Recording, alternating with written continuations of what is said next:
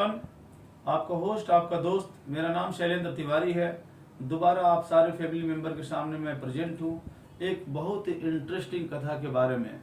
और इस कथा के बारे में तमामों वीडियो बन चुकी है। बहुत सारे लोगों का बहुत तरीके का इसमें सोच है, नॉलेज है, परंतु जो सच्चाई है आज हम लोग इस बारे में बात करेंगे। और हम लोग बात करेंगे कि क्या होता अगर द्वापर युग में जन्मे अर्जुन का त्रेता युग में जन्मे रावण के साथ में युद्ध होता तो कौन जीतता।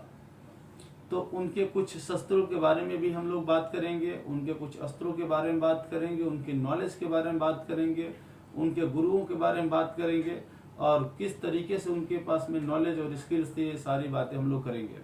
अगर ये वीडियो आपको पसंद में आएगी तो दोस्तों मैं आपसे सादर निवेदन करूंगा कि आप इस वीडियो को लाइक, सब्सक्राइब और कमेंट को जरूर करिए ताकि हमारी नई अपडेटेड वीडियो आप लोगों के पास में टाइम टू टाइम पहुंच सके।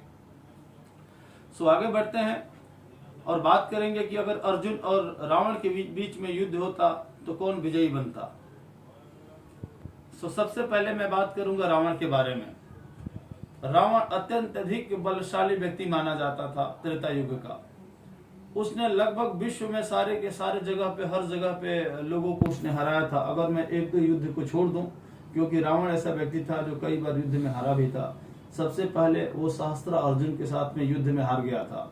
जब सहस्त्र अर्जुन के राज्य को उसने आक्रमण किया था, सहस्त्र अर्जुन ने रावण को बंदी बना लिया था। तो वहां पे गुरु परशुराम जी जा करके और रावण को छुड़ा करके लेकर के आए थे। दूसरा युद्ध उसने हारा था रावण ने बाली के पास में। जब बाली संध्या वदन के लिए सरयू नदी के किनारे पर गए थे, वहां पे बाली को रावण ने चुनौती दे दिया था कि मैं आपसे युद्ध करूंगा।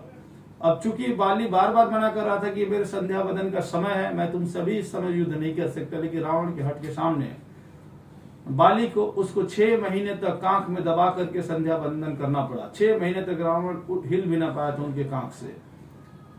दूसरा युद्ध रावण वहां पे हार गए थे।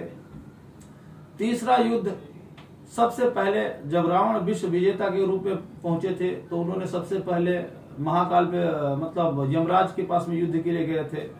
तो यमराज से युद्ध करते करते लास्ट में जब यमराज की कुछ भी न चली तो यमराज ने उनके साथ सामने अपना सबसे खतरनाक जो अस्त्र है, वो जो अपना यम दंड है, रावण पे छोड़ दिया था।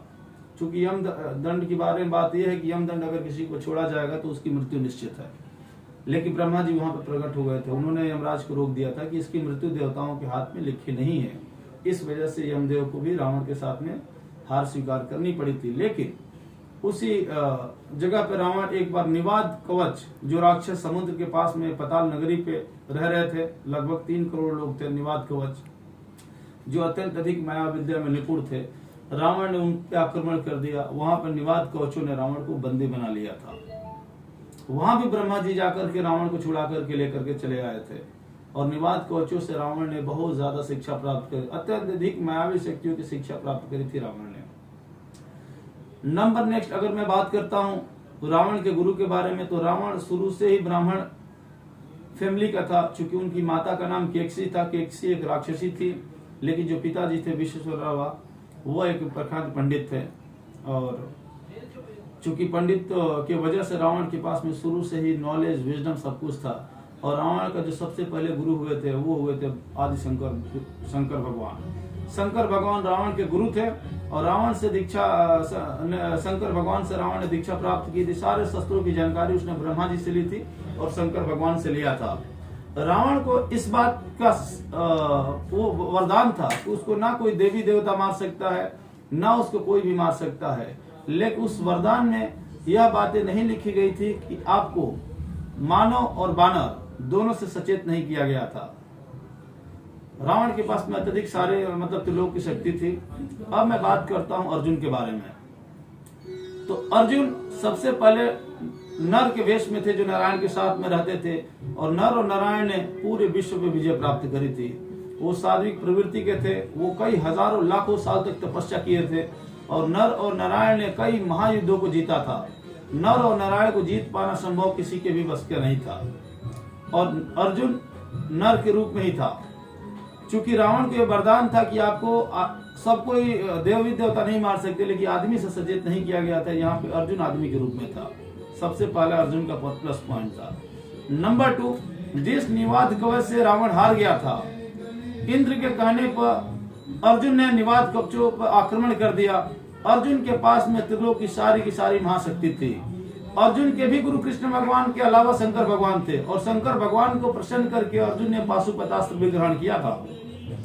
इसके अलावा अर्जुन के पास में ब्रह्मास्त्र से लेकर के, ब्रह्मशीर अस्त्र से लेकर के, नारायण अस्त्र से लेकर के देवी देवताओं के सारे अस्त्र थे।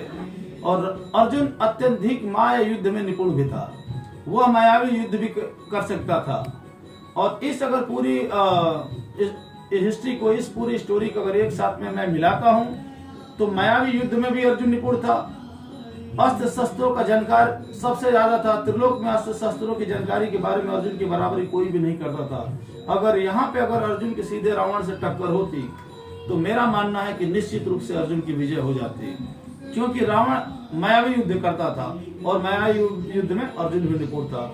रावण को देवी देवता गंधर्व नहीं मार सकते थे, परंतु आदमी मार सकता था। अर्जुन रूप में ही था, आदमी के रूप में थे। नंबर 2, अर्जुन के पास में दुनिया का ऐसा भी कोई शक्ति नहीं थी जो अर्जुन के पास में न हो, और अर्जुन के पास में कोई काट न हो। पूरी दुनिया में, यह अथर्ववेद में भी लिखा गया है कि पूरी दुनिया में अर्जुन ही इकलौता ऐसा धनुर्धर था जो युद्ध की 5 कलाओं को जानता था। शस्त्र को छोड़ना, शस्त्र को वापसी बुलाना, अपने मंत्रों उच्चारण के थ्रू शस्त्र की शक्ति को प्रकट करना, और सारी की सारी विद्या में अर्जुन निपुण थे। अर्जुन के पास में दुनिया का सबसे घातक अस्त्र आग्नेयास्त्र था। अन्य सबके पास में था, परंतु अर्जुन के पास में घातक अस्त्र था। रावण के धनुष के बारे में कहीं भी कोई विश्लेषण नहीं है, लेकिन अर्जुन की गांडी धनुष के बारे में विश्लेषण है कि अर्जुन की जो गांडी धनुष थी, उस धनुष पर सोने की प्रत्यंचा चढ़ी हुई थी। 1000 प्रत्यंचा अर्जुन के गांडी धनुष पे थी, और गांडी धनुष का एक बार अगर टक्कर होती थी तो पूरे त्रिलोक उसमें डगमगा जाते थे। यहाँ पे भी अगर मैं बात करूं धनुष में भी और धनुर्विद्या में भी, तो रावण पे कहीं अत्यधिक भारी थे अर्जुन। इन सब कारणों को ध्यान में देखते हुए दोस्तों, आपको बताना चाहता हूँ कि अर्जुन अगर रावण से सीधा टक्कर लेता तो रावण का विनाश निश्चित था। दूसरा, अर्जुन के पास में वो सारी की सारी कला थी। समुद्र पे पुल बना लेना, राक्षसों के साथ में युद्ध करना, इन सब सारे काम को अगर मैं देखता हूँ तो अर्जुन अकेले ही लंका में विनाश लाने की क्षमता रखता था। सो आशा करता हूँ कि आपको ये स्टोरी पसंद आई होगी। आशा करता हूँ कि स्टोरी के माध्यम से हम लोगों ने कुछ चीजों को अच्छे तरीके से, ठीक तरीके से सीखा है, क्योंकि टीवी में कुछ और भी दिखाया जाता है। अन्य जो ज्ञानी पुरुष हैं, कुछ उनका धारणा कुछ इस दूसरे लेवल पे है, परंतु जो सच्चाई है, यह अत्यधिक सच्चाई जो महर्षि वेद व्यास ने जो महाभारत की रचना की, उसमें इसका वर्णन किया हुआ विस्तार रूप से। So thank you very much दोस्तों, और आप सबको सुनने के लिए इस बारंबार कोटि प्रणाम। अगर ये वीडियो आपको पसंद आई है तो इसको सब्सक्राइब और लाइक जरूर करिए। नई वीडियो आपको अपडेटेड मिलती रहेगी। Thank you very much, all the best.